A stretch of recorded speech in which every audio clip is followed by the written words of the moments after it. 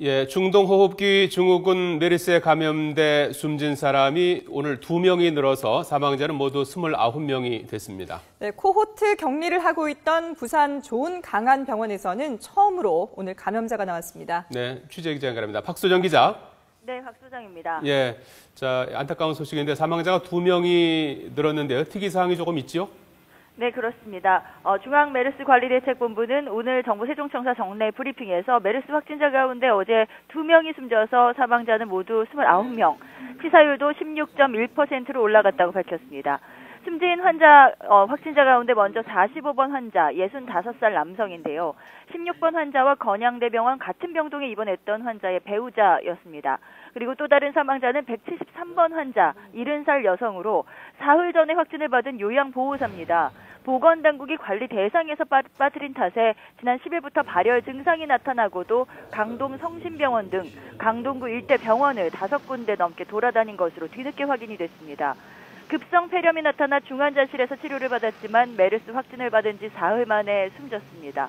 이 때문에 현재 강동 성심병원에서 접촉 의심자는 무려 2,135명에 이른다고, 그 정도로 접촉 대상자가 넓혀졌다고 대책본부는 밝혔습니다.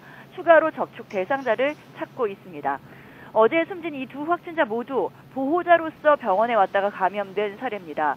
기저질환은 없었고 다만 65세 이상 고령이라 고위험군에 속한다고 대책본부는 설명했습니다. 자, 그리고 오늘 메르스 확진자가 1명이 추가됐는데 이 확진자 수는 적긴 하지만 이 확진 받는 병원은 갈수록 늘어나고 있군요. 그렇습니다. 추가로 확진자는 1명이 늘어서 확진자는 모두 180명이 됐습니다. 이 추가 확진자는 143번 확진자와 닷새 동안 부산 좋은강안병원에서 같은 병실에 입원했던 55살 남성입니다. 143번 환자도 관리 대상에 빠진 채 부산 일대를 돌아다닌 것이 확인되면서 지난 14일부터 좋은강안병원이 코호트 격리에 들어갔는데요. 코호트 격리를 한 지 열흘 만에 처음 감염자가 나왔습니다. 보건당국은 143번 환자와 같은 3인실에 입원했던 다른 환자도 격리 병동으로 뒤늦게 옮겼습니다.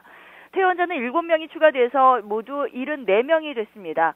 전파자 가운데 1명인 15번 확진자, 35살 남성도 완치해서 퇴원을 했습니다.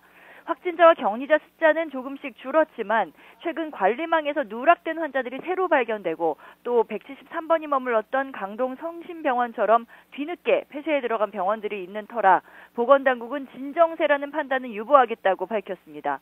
이와 함께 보건당국은 응급실 방문객 관리를 강화하는 방안도 내놨는데요. 먼저 응급실 환자를 면회하는 경우를 제한하도록 의료기관별로 자체적으로 방침을 마련하라고 당부했습니다.